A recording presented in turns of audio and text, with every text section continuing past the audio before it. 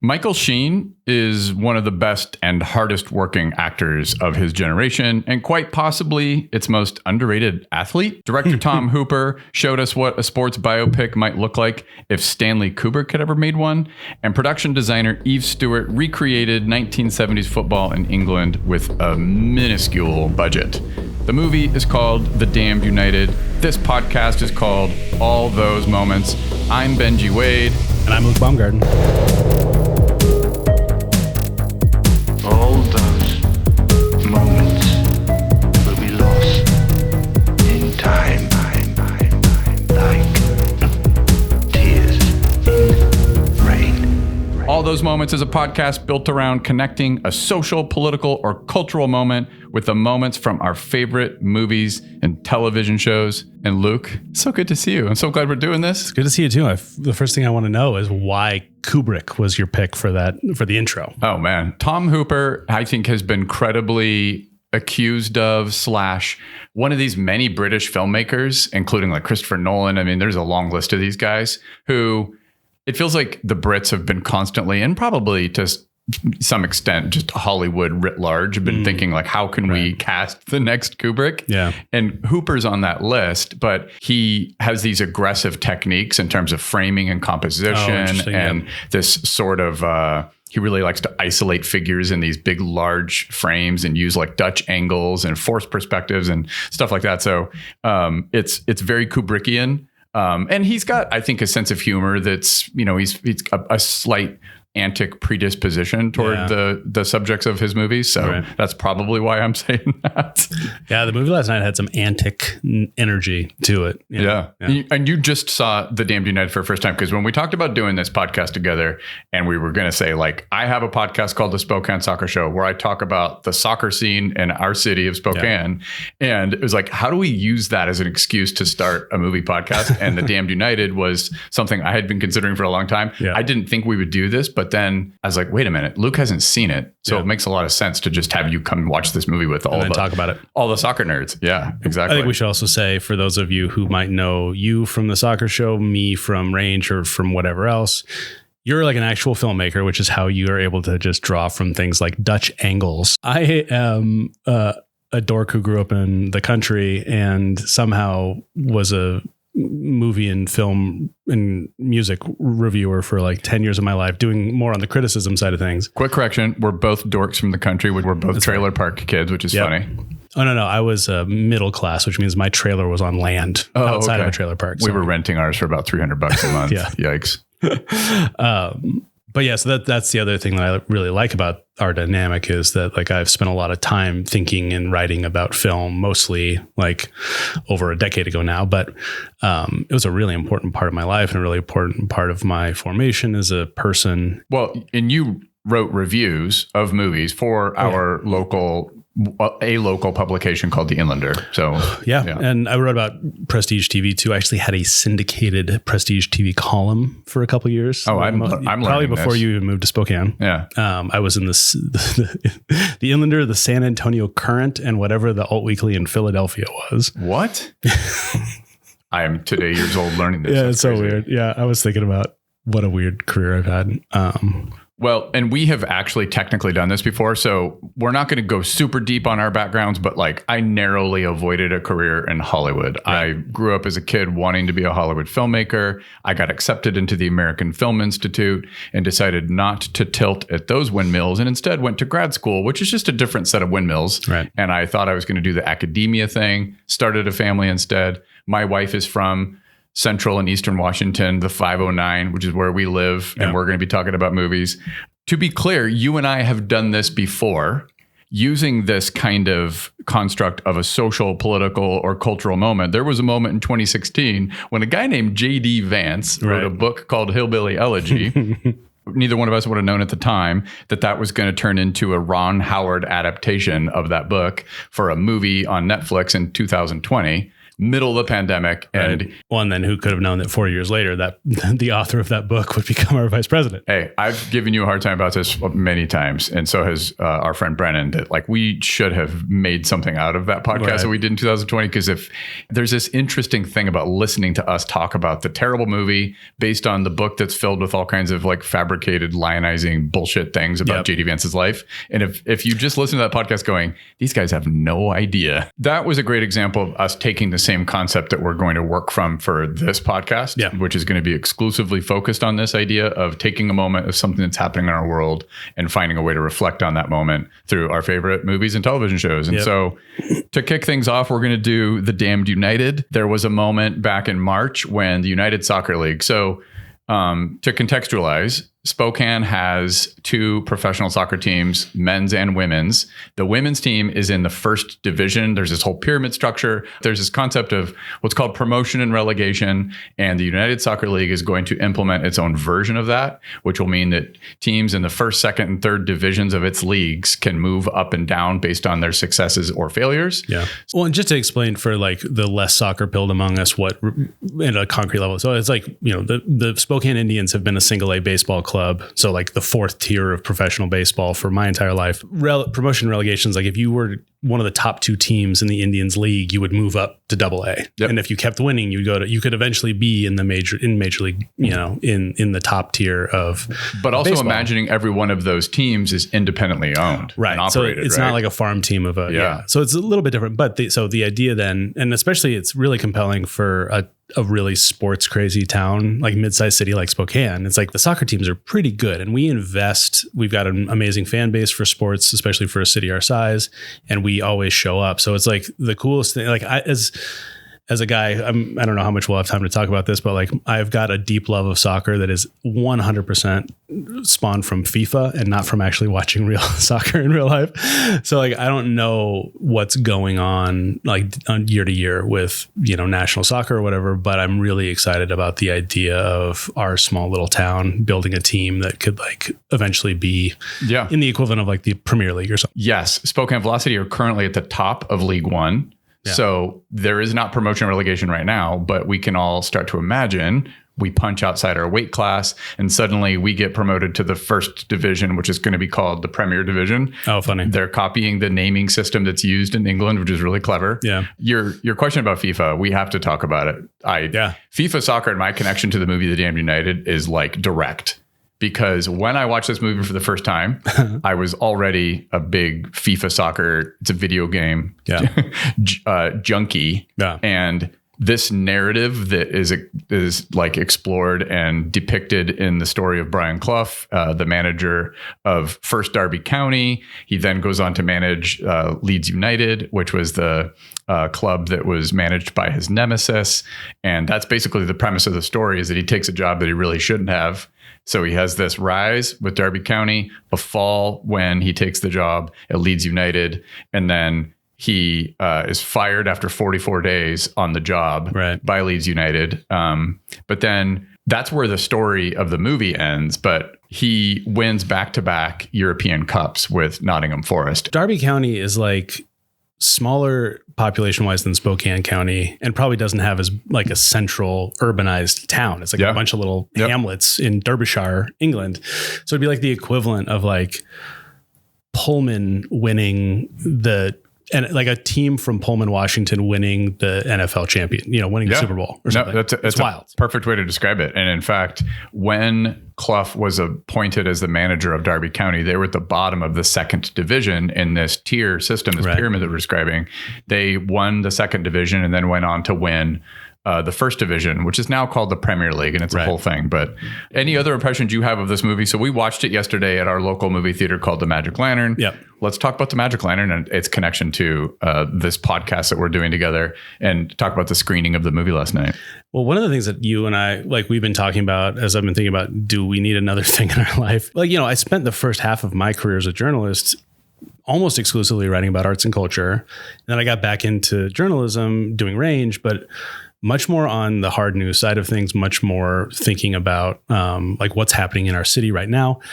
And and then, COVID's in the middle there, which just kind of broke a lot of people's brains in different ways. And I think I've realized in the last year that I had just kind of stayed shut in, and not because I was super scared to go out. It wasn't that. It was just like I got in a rut that included me not like hanging out with people or whatever.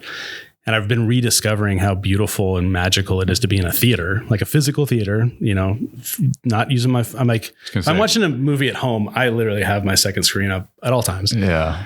And what it does to my brain when I'm in a theater and I'm watching a movie, even in a movie I'm totally locked in on, because I have horrendous ADHD, and my mind will just start like moving in galaxies and just going off in these wild directions. And it just, I don't know. I think my life feels very bifurcated, and I want to kind of combine the two together. And you and I have been talking about just the specialness of third spaces is kind of the technical term for it, but like any place people can gather in person as being a potential antidote to the toxicity of social media and the addiction of social media. And I'm on the hook. I can't claim that I'm not constantly obsessed with whatever's happening on my smartphone. Well, I mean, I just got done saying I can't watch a TV show at home without having my screen right next to me. But when you go to a movie theater, do you put it down? Oh yeah, totally. Or when you go to what about a sporting event now? So I went to an Indians game with my buddy last week, and it's mostly, it's baseball special because baseball is like the only sport that's like slow paced, maybe except golf. Like you can have a whole conversation that's not about baseball and still completely track the whole game. You can conduct business. It does feel like I will pick up my phone, but it's usually to like check stats or something. Like we could go deep down that rabbit hole,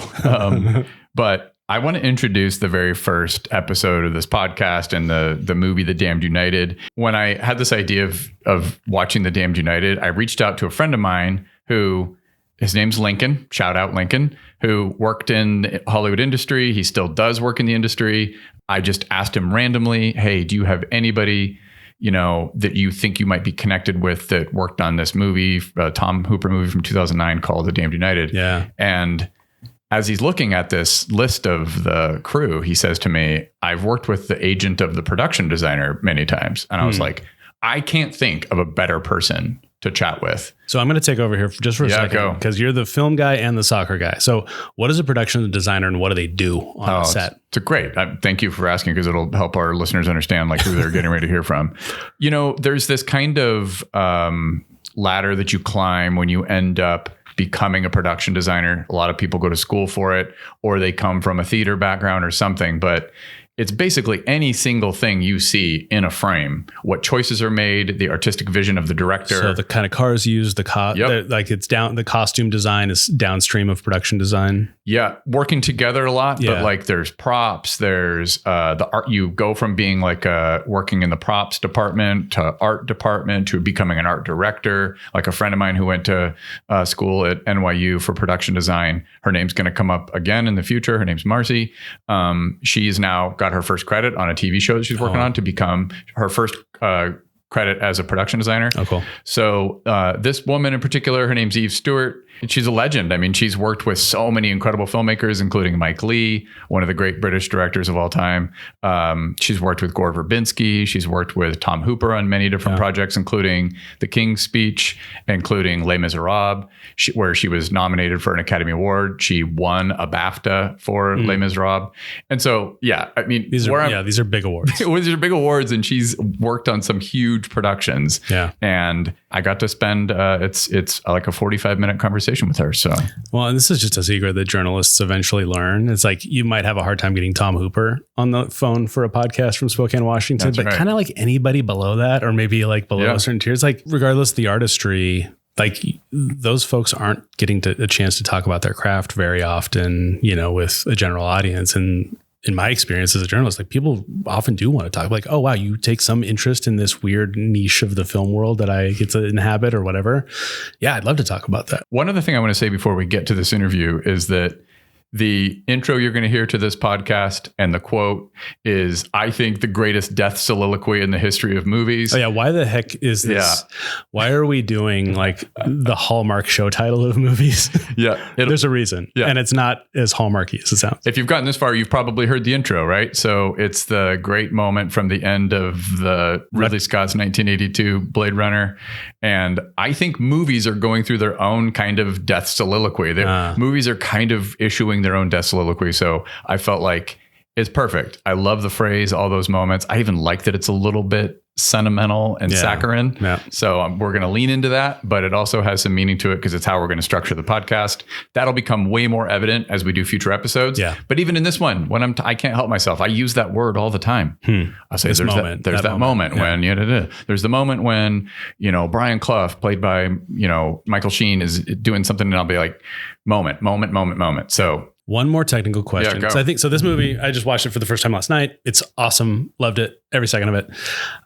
You don't need to know anything about soccer to enjoy the movie. I don't think that's one of the things that I think is really brilliant about the way the script and Tom Hooper's direction and Michael Sheen's, actually all the performances I thought were pretty great. But I found myself feeling like I played basketball. I played baseball. I think I live in the United States of America. So I understand American football in a way that, it feels like it's like part of my blood. I know what basketball coaches do. I know what baseball coaches do. I know what football coaches do. Like, I know they're calling plays. They're subbing people in and out, whatever. Soccer, I've never understood what managers do. And in this movie, there's a really climactic game where, like, basically the first big game that Derby County wins on Michael Sheen's ascent to, like, eventually winning the premier or the first league with these guys. Yeah. He's not even on the field. And I don't know if that was a filmmaking decision, but that moment, let's talk about moments for a second, that encapsulated for me that, like, I have no idea what soccer managers do. So can you tell me what the hell soccer managers do, Benji? Oh, it's such a great question. I mean, it was that moment was fictionalized, to be clear. However, I think that what Tom Hooper and the screenwriter were trying to accomplish, the script is awesome. The script's great. Yeah. What they were trying to convey was that, depending on the manager's style, right? Pep Guardiola is accused of holding being a joystick manager, right. Meaning he's almost like playing FIFA. Yeah. He's micromanaging every aspect of what's happening on the pitch. Antonio Conte is similar. He's just constantly barking and shouting what he wants in specific instructions where he wants players on the pitch at any given moment, in any given phase, whether they're transitioning from in possession to out of possession to attacking to losing possession. Offense to defense for all the Americans. Yeah, all the phases of play. Yeah. There's like, okay, cool. I need you to do, and they'll be yelling at the player. Yeah, that moment was fictionalized, but it's also the best moment in the movie. Yeah, it's and we talk about that specific moment. Oh, really? With Eve Stewart. There's basically he's in his office, and it looks like his office is literally underneath the bleachers in Derby County. And so you get a sense that they might be winning because through the sort of frosted glass of these windows, you're seeing the fans cheer twice. And that you're like, oh, does that mean they scored 2 goals?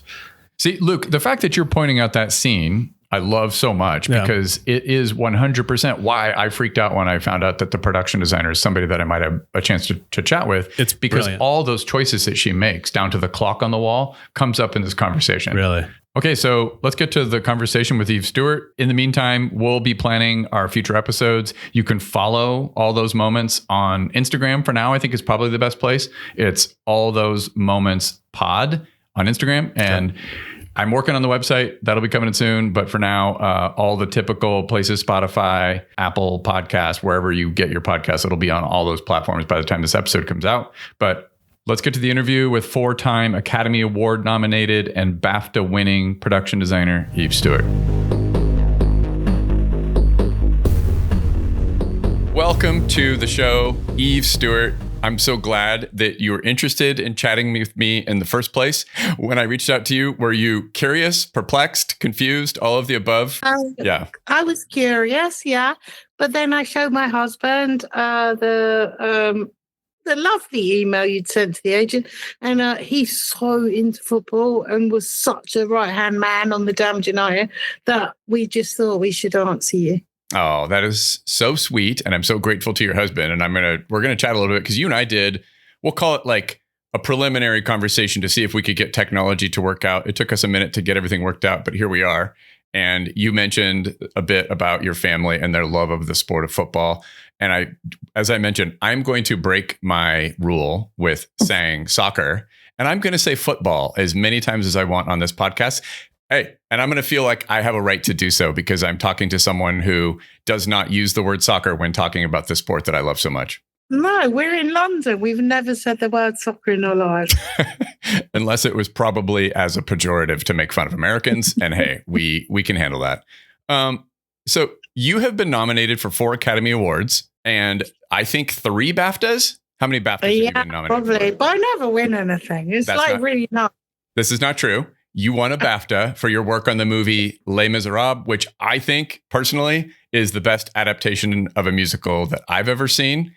You have worked with Mike Leigh, Guy Ritchie, Gore Verbinski, and perhaps most notably and successfully with Tom Hooper on movies like The King's Speech and the movie we're going to talk about today, The Damned United. I host a podcast in Spokane, Washington, and although I could spend hours asking you about your incredible filmography, instead, let's talk about the role that football has played in your life. Well, it's massive. I grew up in Camden Town, which is a little bit in London, in the 60s, incredibly rough. And you either supported Tottenham or Arsenal. And then if you did either one, you'd be smashed up in the face on a match day if you'd got the wrong team. And then, my husband has been an Arsenal supporter his entire life. He was there in the Arsenal stadium, probably aged 8. Oh, wow. And and that's the kind of that's the world it is. It's from father to son, so amazing. So when it comes to the North London Derby, we talked a little bit about that when we first chatted. Did you mention that one of your parents is Jewish and that you had a kind of split in the family? Like your brother supports Tottenham, you support Arsenal? Yeah, completely. So legend, well, it is true that the North London area of London, it supports Tottenham because that's where all the Jewish people tend to live, that area of London. You either support them or you support Arsenal. And I was a rebel, so I went Arsenal. I like the shirt better. So I did some research and I read an interview with you where you described growing up in London's East End, single parent home, and you enlisted the help of your brothers and sisters to grab cardboard boxes and create environments how you thought life should be. So I want to ask you a follow-up about that experience. Like, how did the earliest memories of football influence your life when it came to how you wanted life to be? I suppose football was an escape, especially for people around me. But I had really terrible asthma when I was small. So I would spend weeks and weeks and weeks in hospital. And that's when I learned to make these models of what life could be outside, where you could run around. And when I was well and could breathe, I was really good at sports. And my brother was good at sports. So it was really interesting to kind of be excluded, yet wanting to be included. Did you play football growing up? No, I'm a girl. In the 60s, no. In the 60s and 70s, you had to sew stuff. What sports did you play? I was really, really, really good at rounders and I was really good at netball, which you probably don't know in the US, but it's a game with a ball where girls just punch each other really and try and get it in the net. Which sport is that one called? Netball. Netball. Okay. I have never heard of netball. I know rounders is It's a bit like basketball, but with small girls just hitting each other in the faces and trying to get in the net past the other girls. I think of rounders as the British equivalent of baseball. Is that true? That's also true. It was a very small equivalent of baseball. And you had to hit, it was exactly the same rules, I think, just lesser and smaller. Yeah, and simpler, I think, is how I've always understood it. Yeah, simpler. So you did grow up, though, near Highbury. Is that true? Yes. So I grew up on the Holloway Road, which is on the way to Highbury. So there's pubs on the Holloway Road, and everyone, even now, the fans and whatever, have to go to that tube station to congregate in the pubs and just get to the grounds from there. How did that club, its stadium, and its supporters influence you when you were growing up? I suppose you're if you grow up in North London, even as a girl, you're so aware of football. It is everything. Just every Saturday in the season, all the pubs will be full. Everyone's got scarves. Everyone's got colours. It is just like what your world is about. And I think because you come from a kind of working class family, that is the event of the week. Isn't kind of it's the big event. It's everyone looks forward to. Did you read Nick Hornby's favorite pitch growing up? Yeah, well, not growing up. I read it latterly, but yeah, I think that's really influential. It's so good, and obviously, I read The Damned United 100 times. Oh, I can't wait to get into that. So, did you watch the movie too? The Nick Hornby favorite pitch, the Colin Firth movie? Yeah. Amazing. Yeah. Amazing. Rest in peace, David Rocastle. Exactly. And your husband and kids are huge Arsenal supporters. Yeah, they're massive Arsenal supporters. And even the other day when it was when they were playing for the Champions League semi-final, it's amazing. We have this trophy shop at the top of the road that has a massive replica of the Champions League Cup. Mm-hmm. And so Leo, my husband, went in there to borrow it because we had loads of people coming round to watch the match. And he just wanted to lift it and throw ribbons about, but of course they lost. And then I had to shamefully, it was really heavy as well. I had to shamefully walk it on the road in the morning and hide it because he couldn't bear to look at it anymore. I have so many friends that are Arsenal supporters in my life. When it comes to, I do. When it comes to the quote unquote big six, and I'm a Newcastle supporter. Nice. I tend to, of all the teams that have had so much success in England, I like Arsenal the best of all the big clubs. But you told me that your family, your son, I think, and husband had not recovered from the Champions League loss. No, honestly, they were ill. It was very good. But I think one of those great moments was, I think one of my proudest moments is I did this really huge football commercial for Nike. And it had Thierry Henry in it when he was currently the god of Arsenal. So I was very popular at that stage. Wait, what did you did a commercial? Yeah, I did a huge commercial for Nike with Terry Gilliam, who'd never seen a football match before. And I used to take him to the football. And it had everyone, Totti. We made it in Rome in Cinecittà. It took us, I think it was 6 weeks. We had every famous footballer flying in on helicopters. And it had the big Elvis tune, and Eric Cantona was on the roof of a cage I made.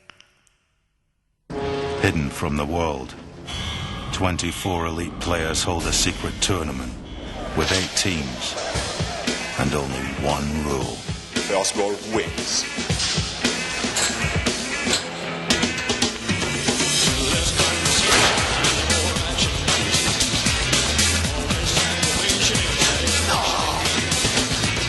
Okay, I have to have seen this. That is so cool you did that. Do you still go to games? I do, but not as much as I used to. So I probably go 4 times a season.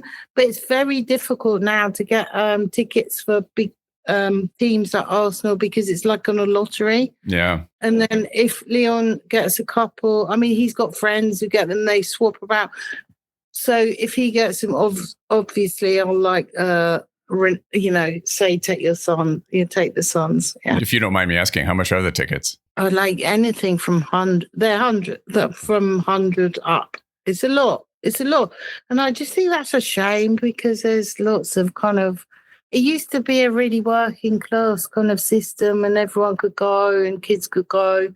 But now it's not. It's the elite. And you go to Arsenal, and I'm really sorry to say it is like Media City. It's all film producers and politicians, and it's very moneyed up. Yeah, it's a huge bummer. I was telling you about the experience of going over there and watching my first ever Premier League game.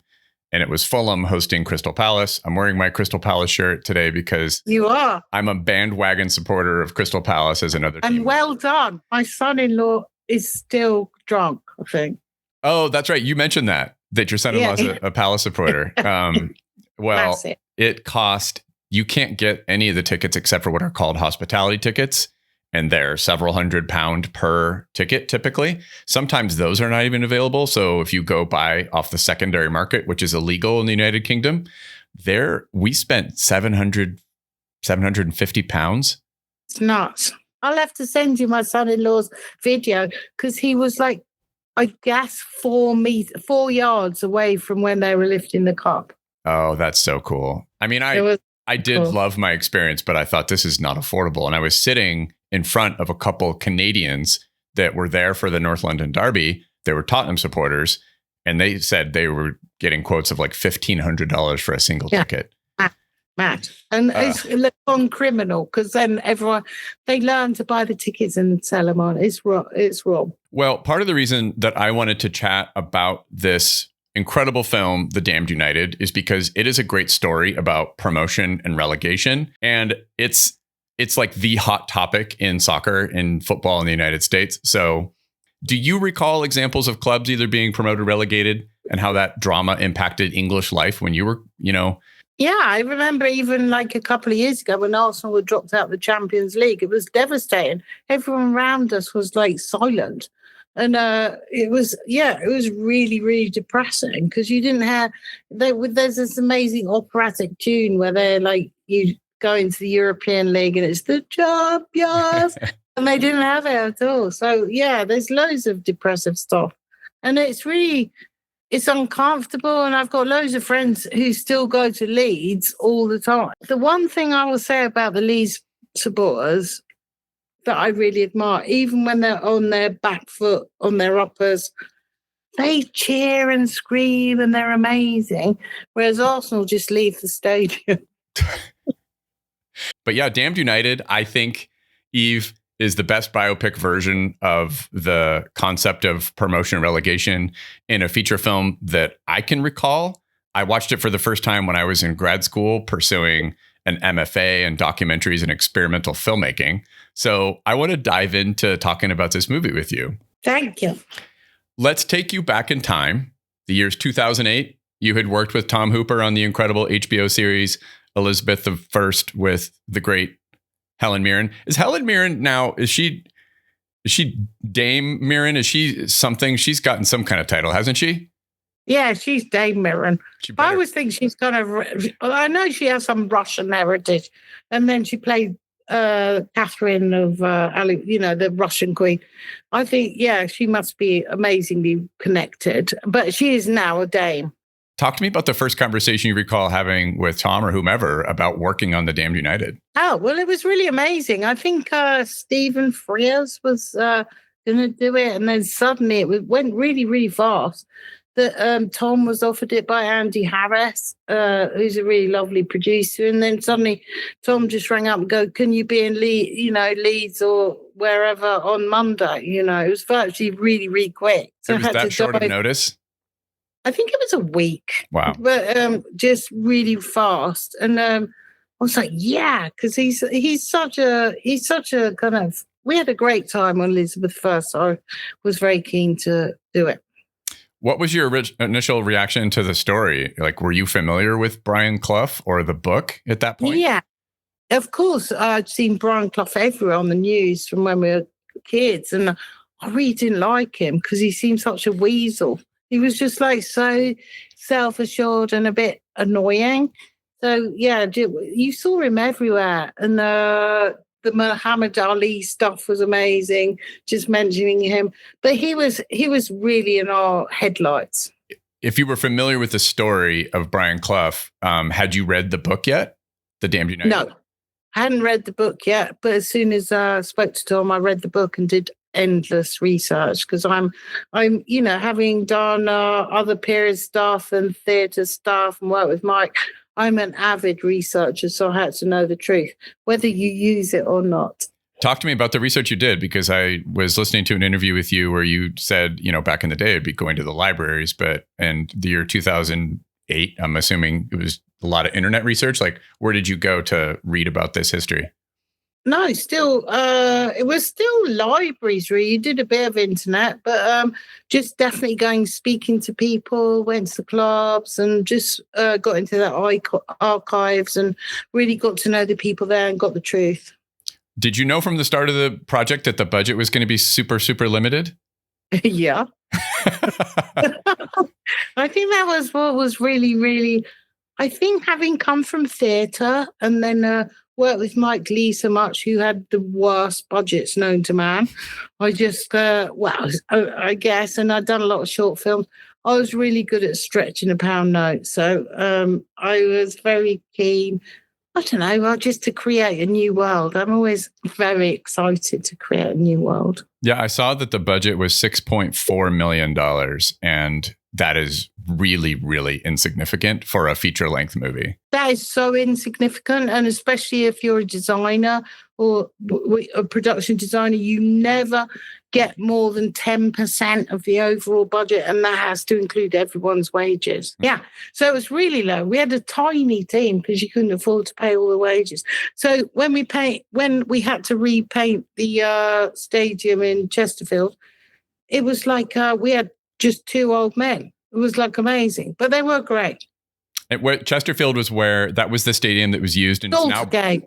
Yeah, where we had to use it as Derby Stadium. Yeah, as Derby, because we had to recreate Derby's football ground, and which was legendarily this awful green, which I hated, but we had to use. And but when we got to the ground that we were meant to use, it was like bright blue, like your sleeve on the left. So we had to repaint everything. Oh, they didn't try to do that digitally? There was no digital. It was all everything was practical. Even it off on that low budget. There was no digital.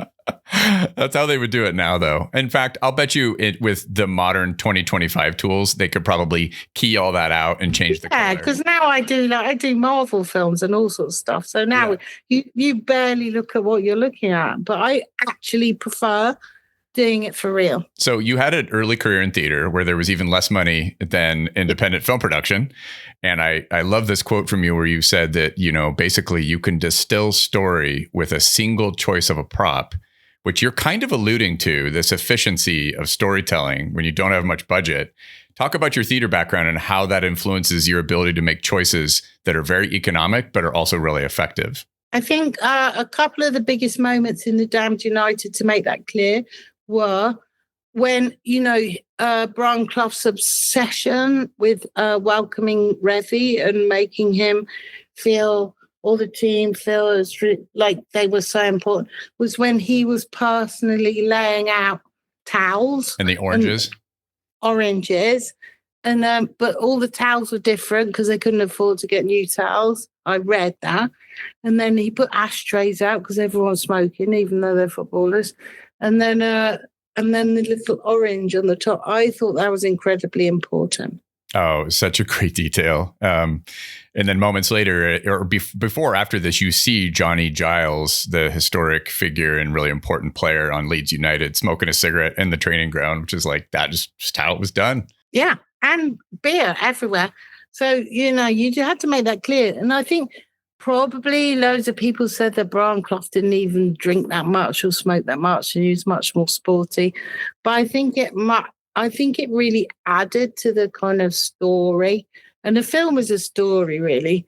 And the story of him being so anxious and so driven and so upset by what Revy had done to him, that I think those moments were really captured well. Can you talk to me about being such a resourceful problem solver, which the way that you're talking about your relationship with Tom Hooper, it's like he won't let you out of his sight. Like, you're going to be on set because he's going to need your help. How much of that do you think came from the resilience of growing up as a scrappy kid in the East End? I think I'm very good at charming people into helping me, which maybe Tom isn't. So, it's just like, I think, and also I can see an image within a vacuum.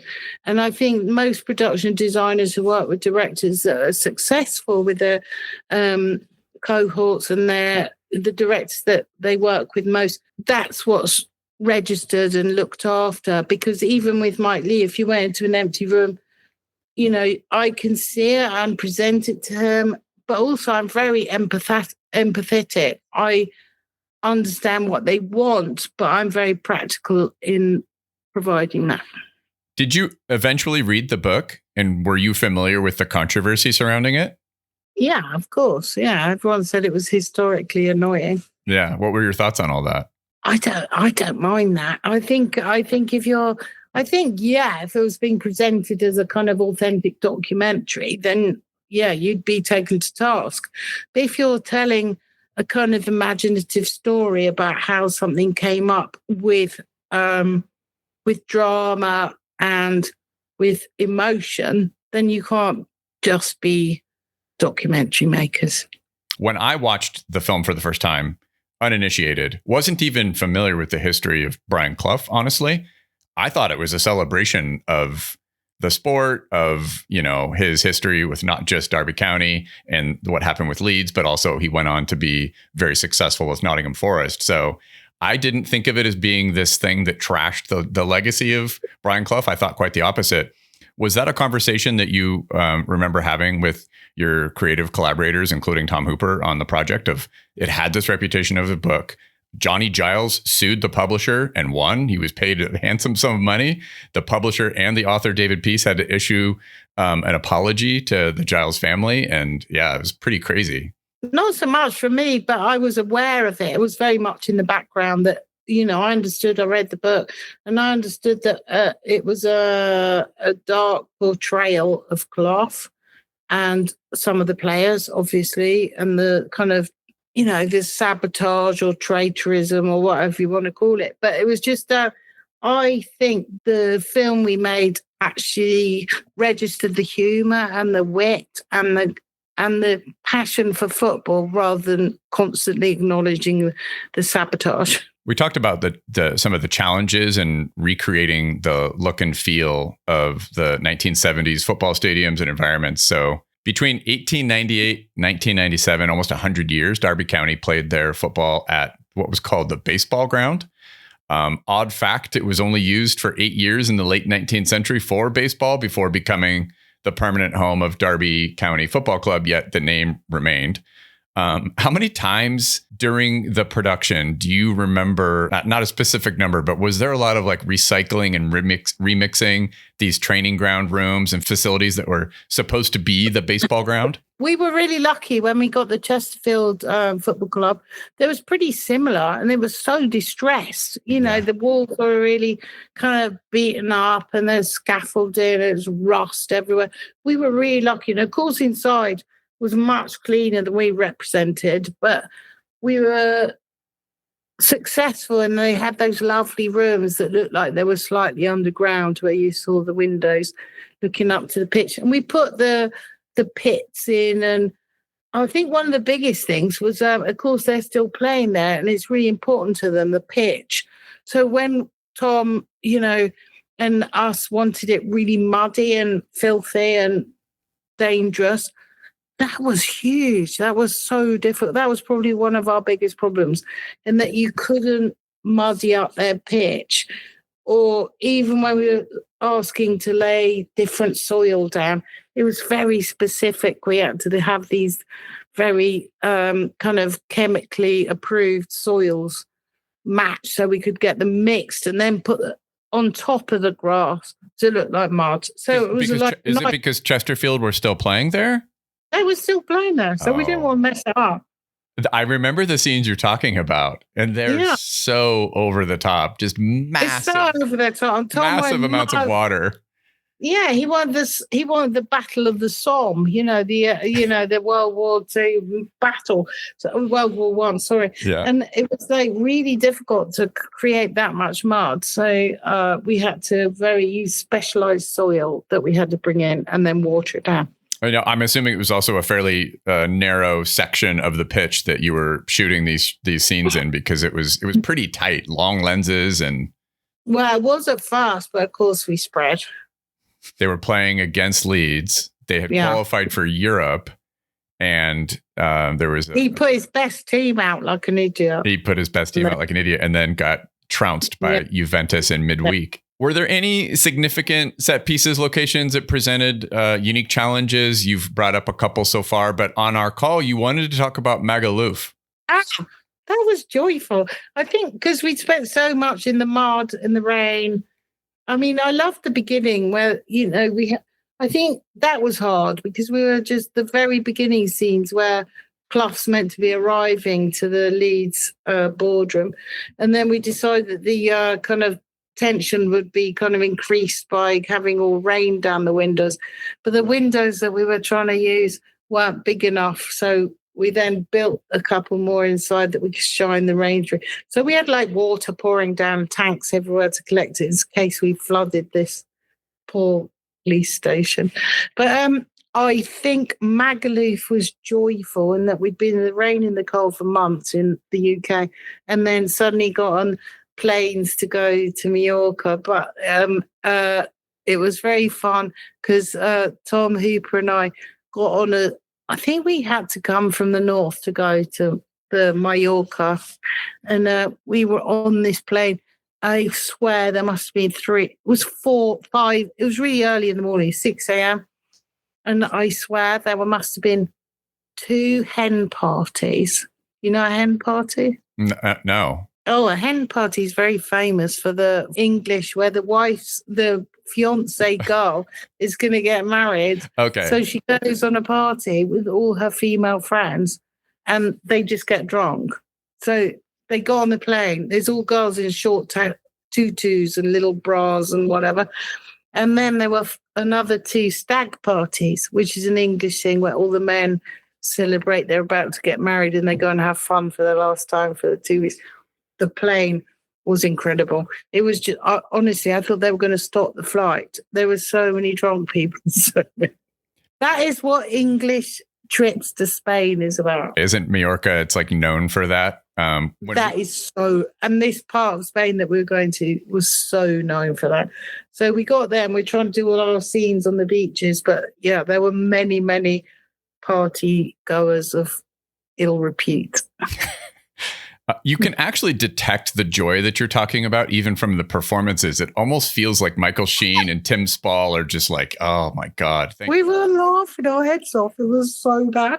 There were like girls with their tits out, men in like tiny trunks, all pissed up. So I think it was very good atmosphere to present something of the 70s. Oh, it's so beautiful looking too. So I'm going to shout out so much of your work on this podcast because it's so stunning throughout this film. Oh, well, I was very careful to look at photographers like Michael Parr and lots of you look at the 70s and there's always that beautiful orange and the lovely green. So we were very, very determined to keep that palette in the 70s palette. Magaluf also gave Michael Sheen an opportunity to show off his football skills once more. I noticed that Tim Spall never kicked a ball in the film. Did he was a bit hot. I'll bet. Number of locations.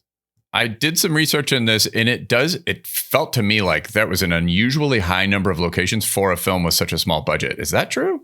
There were quite a lot, but mainly because we couldn't afford to build anything. Okay. And what was really, really lucky is that they were all within a certain mileage from where we were staying in Leeds. So there were lots of deserted buildings that were brilliant to dress. I'm guessing that this has importance to the way you have described in an interview that the location scout is so critical for what you're describing. You don't have the money to build things. You're not going to be on a sound stage. So better find some cool things. Yeah, absolutely. It's like a symbiotic relationship. So you have to really work together. So certain scouts are really good at some stuff and other ones are good at other stuff. But the one on the Damned United was brilliant. And finding, the empty buildings in Bradford, the hospitals, the police station, where we could just... Honestly, we were trying to make some of Elland Road's boardrooms and everything. And then Tom would go, oh, but I thought the door would be there. And then, the location manager was so brilliant. He'd arrange it with the people who own the building. I could just get a chainsaw and, saw a door in.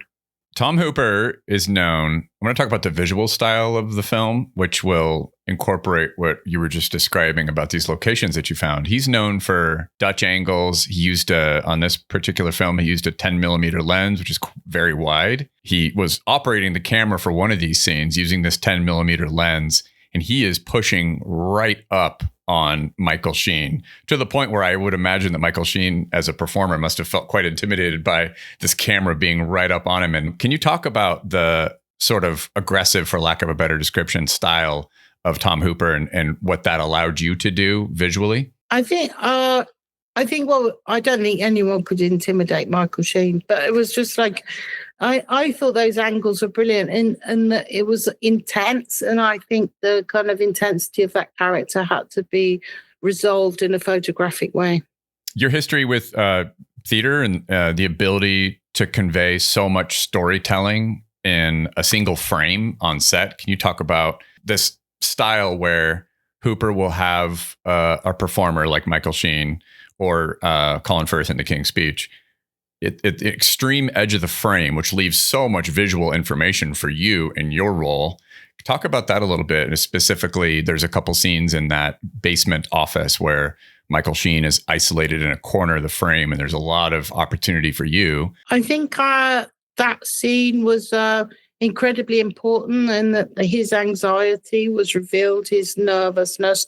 And I don't think it would ever be true that he'd actually not watched the match. But I think within the narrative of the film, it was incredibly important to put him in there with the kind of the extreme light coming down from the top windows.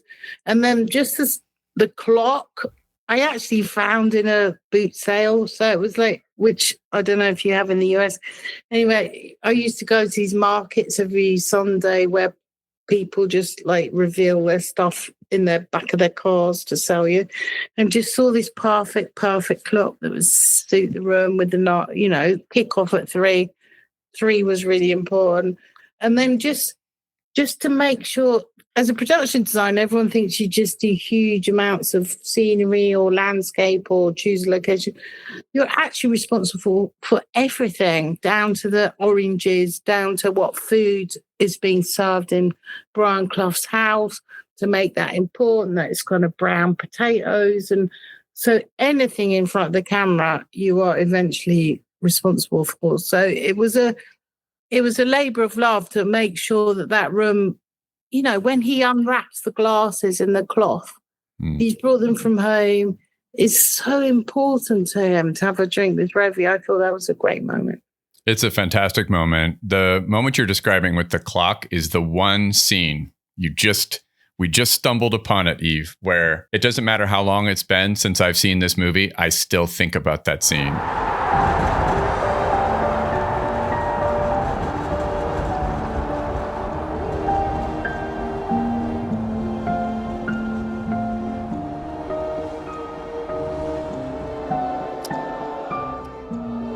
It's a story the story that's being depicted, this moment in this film, is fictional, but it's fucking fantastic storytelling. You have the clock on the wall. It's very claustrophobic in that moment. Brian Clough can't watch the game because he's so stressed out. He's chain smoking. He's watching this clock. It's such a fantastic choice that you found that clock. Listening to the roar of the crowd gives some indication of the outcome of what was happening in this game that he can't bear to watch. And you see the silhouette of the supporters' feet. How did you achieve that effect? Oh, well, the window, like we did actually, the window was actually there. So we just put an extra deck so you could get the feet coming in. But I think it's really important to take our hats off to Peter Morgan and the writing, because that was in the script that this moment was there. And he's an incredible writer. So I just think that was worthy. And we wanted to represent what he wrote. It's just such a great storytelling moment in The Damned United, which is a story about ego and ambition, leadership and isolation. And lust and envy and jealousy. How did you use your design skills? If there's something that sticks out to you to impact the drama, the personalities, the tension of the storytelling? I think one of the nicest moments we represented was when he had to ask for redemption from Peter and went to the house, and we just wanted him gardening. And I've worked with Tim Spall a few times, and it was so, he always comes up with such brilliant ideas. And I think the fact that he was just like tending to his bushes was sweet. It was so funny, that scene. I mean, he's on his knees, yeah. What would you say was the most rewarding thing about working on The Damned United? I I think probably one of the best bits was that Tom, I don't think he'd been to that many football matches, and my Leon, my husband, is so good at going. So he arranged that we went to an actual, I think it was Lee's Derby. So it was pretty rough, and I know that they used to just throw bricks and stones at the buses if you're coming in on different teams and size. So it was pretty exciting. Interesting fact, I share a birthday with Tom Hooper, which I thought was really interesting. We're both born. Oh, tell him. We're both born on October 5th, along with Kate Winslet. Thank you so much for coming on the podcast, Eve. Do you have any projects you're working on right now that you'd like to share? You're working on this film called Nuremberg. I don't like to jinx it, but I'll tell you in a week or so. Okay, that sounds good. No, you went to Cannes, so I can't jinx it. It was Photograph 51. So it's about the amazing discovery of DNA by a woman, Jewish woman. Photograph 51. Yeah. We're dropping news here. Yeah, so it's amazing, an amazing story. And it was a play it's a book. Then it was a play in London for ages starring Nicole Kidman. And it's extraordinary. So this incredibly brilliant woman called Rosalind Franklin in the 50s was x-raying kind of coal and all sorts of stuff and discovered DNA. But ultimately, of course, it was wrestled off her by some men. Oh, that's a tale as old as time. And it's going to be with Natalie Portman? All the time, Natalie Portman. Oh, how cool. Do you want to say anything about Nuremberg, a project that you just finished? Yeah, I can't wait for it to come out. It's going to be Russell Crowe as Herman Rami Malek. Russell Crowe. It's all based on the book, The Nazi and the Psychiatrist. So it's a genius book, and it's Russell Crowe and Rami Malek in the leads. Eve Stewart, thank you so much for coming on my podcast. I so appreciate your time, and this has been a tremendous pleasure. And what's in the rainbow box? That is my kids' old supply IKEA shelf from when they were in like their much younger years. Like, but what's in it? Currently, I think. Oh my God, Eve, this is such a funny question. I think that is my freaking diploma from college in a roll. I knew it'd be something important. It is kind of important, and it's just stuffed in the bottom of that box. That is what that is. It has a rainbow on it. All the rest are just boring. That is my Montana State University film and photography diploma that I've never... Get it on the wall. Get it on the wall. As a production designer, of course, you would say that. I can't think of a more amusing note to end on. Thank you once again, Eve Stewart, for coming on my podcast. Thanks. Good to meet you. I appreciate you. Good luck. Good luck. Thank you. Football, not soccer.